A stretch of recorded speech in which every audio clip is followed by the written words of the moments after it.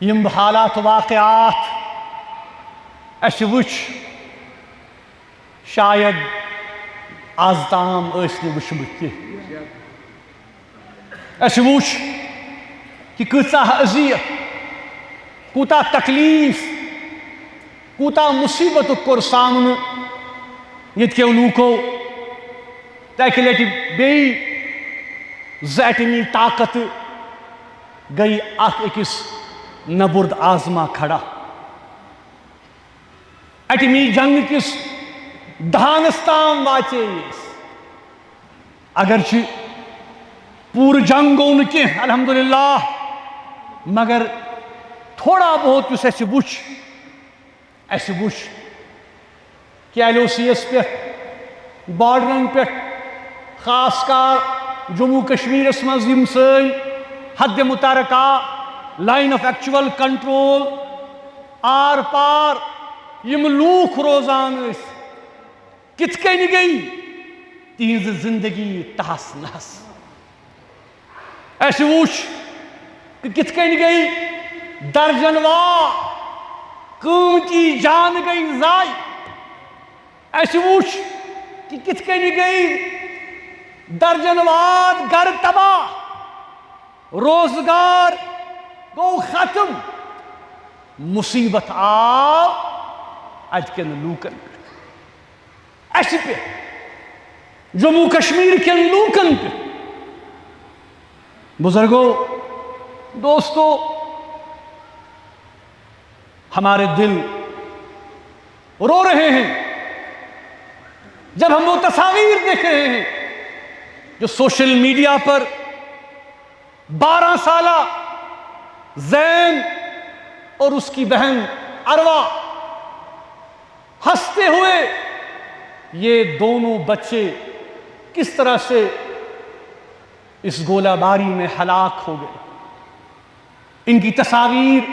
آج بھی ہمارے آنکھوں کے سامنے ہے یہی منظر آر پار تھا ہم نے دیکھا کس طرح سے آج اس کی والدہ چیخ و پکار رہی ہے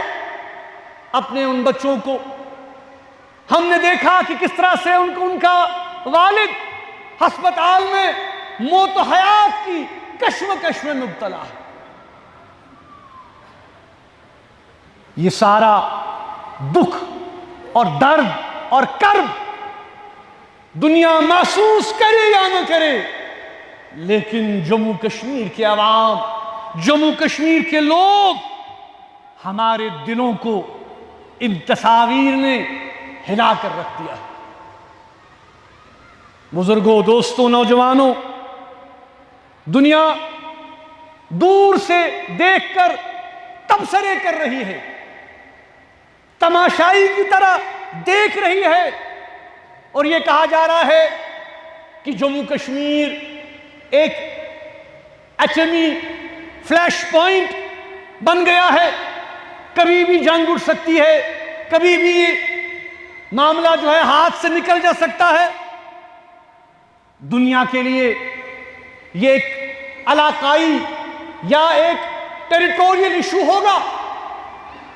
میں یہاں تک بھی کہوں گا کہ ہندوستان اور پاکستان کے لیے شاید یہ ایک ٹیریٹوریل ایشو ہوگا ایک زمینی مسئلہ ہوگا ایک زمینی تنازع ہوگا لیکن جموں کشمیر کے لوگوں کے لیے جو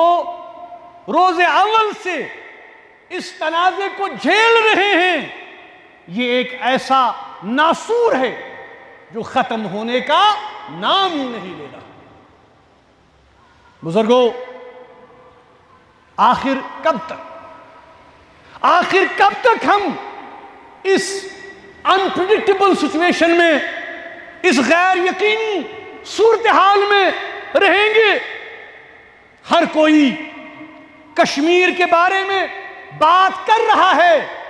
لیکن کشمیریوں کی کوئی بات نہیں کر رہا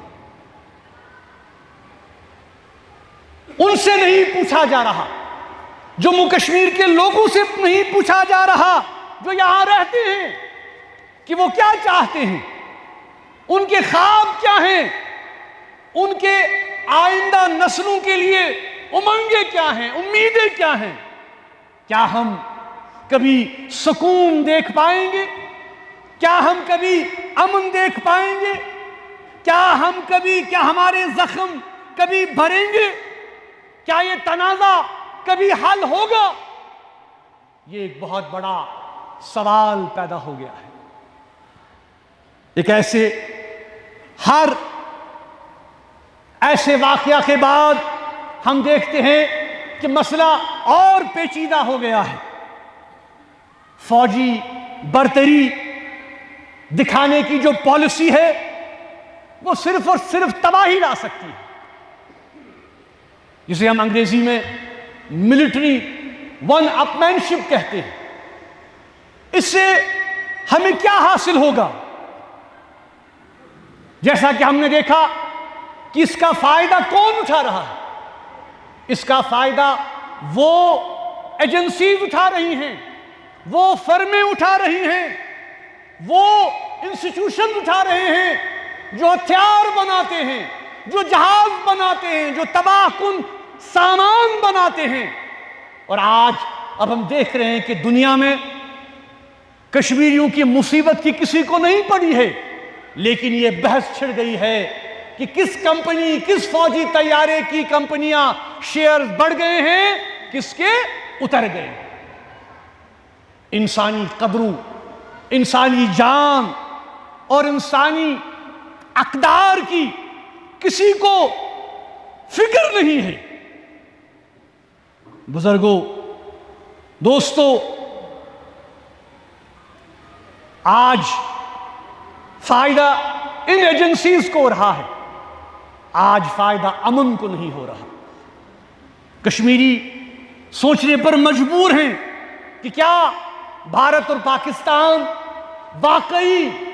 امن چاہتے ہیں یا ایک دوسرے پر سبقت چاہتے ہیں؟ ایک دوسرے پر ملٹری ون اپ مین شپ کی دوڑ میں دونوں شامل ہو چکے ہیں۔ جہاں تک جموں کشمیر کا تعلق ہے، جہاں تک یہاں کے عوام کا تعلق ہے، یہاں کے عوام، جموں کشمیر کے عوام جنگ نہیں چاہتے، جموں کشمیر کے عوام امن چاہتے ہیں، ہم حل چاہتے ہیں، ہم مسائل کی طوالت کو نہیں چاہتے، ہم مسائل کا حل چاہتے ہیں۔ ہم دلی امید کرتے ہیں کہ دونوں ملکوں کے ڈی جی ایم اوز نے جس طرح فیصلہ کیا کہ سیز فائر کو بڑھایا جائے 18 مئی تک، جموں کشمیر کے عوام کا یہ متفقہ مطالبہ ہے کہ 18 مئی تک نہیں، اس سیز فائر کو پرماننٹ بنیادوں پر کیا جائے، تاکہ امن ہو، تاکہ شانتی ہو، تاکہ جموں کشمیر کے لوگ امن و آشتی سے رہ سکیں۔ حیرت اس بات کی بھی ہمیں ہوتی ہے کہ اگر DGMOs phone اٹھا کر آپس میں بات کر سکتے ہیں تو کتنے افسوس کی بات ہے کہ ہندوستان اور پاکستان کی قیادت کیا آپس میں بات نہیں کر سکتے؟ آپس میں ایک دوسرے کے ساتھ انگیج نہیں ہو سکتے؟ اس کے علاوہ اور کوئی چارہ نہیں۔ لیکن افسوس، یہ ایک ایسا سچ ہے کہ اگر آج ہم اس سچ کو بولیں گے تو ہمیں ملک دشمن ہونے کا لیبل لگایا جاتا ہے۔ یہ کتنی حیرت کی بات ہے، یہ کتنے افسوس کی بات ہے کہ جو لوگ جنگ کی بات کرتے ہیں، جو لوگ تباہی کی بات کرتے ہیں، جو لوگ میوچول ڈسٹرکشن کو انشور کرنے کی بات کرتے ہیں، وہ آج کے دور میں نیشنلسٹ ہیں۔ لیکن جو لوگ امن کی بات کرتے ہیں، انگیجمنٹ کی بات کرتے ہیں، ڈائیلاگ کی بات کرتے ہیں، ریزولوشن کی بات کرتے ہیں، وہ اینٹی نیشنل ہیں۔ یہ کتنے افسوس کی بات ہے، یہ سوچنے کا مقام ہے۔ ہم صرف دعا کر سکتے ہیں کہ اللہ تعالیٰ بر صغیر کی قیادت کو،